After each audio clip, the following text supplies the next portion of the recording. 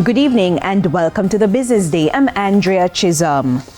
A three-judge panel at the U.S. Court of International Trade ruled Wednesday to halt Donald Trump's global tariffs, citing emergency economic powers. It also prevents Trump from enforcing his tariffs against China, Mexico, and Canada, designed to combat fentanyl coming into the United States.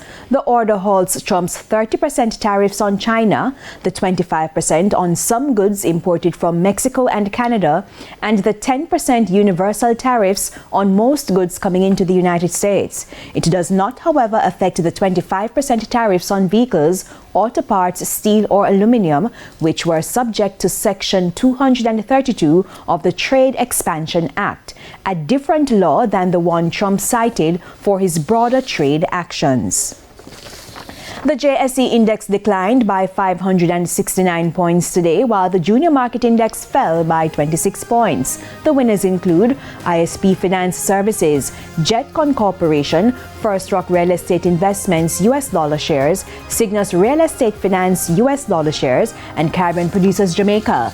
The losers include Epley Caribbean Property Fund SCC, Knutsford Express Services, R.A. Williams Distributors, Main Event Entertainment Group, and Access Financial Services.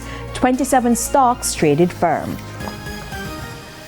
Foreign currency trading ended today with banks and cambios selling the US dollar for an average $160.05. The Canadian dollar is being sold for $111.78. The pound is going for $215.67, while the euro is selling for an average $180.13. And that's it for the Business Day. I'm Andrea Chisholm. Good evening.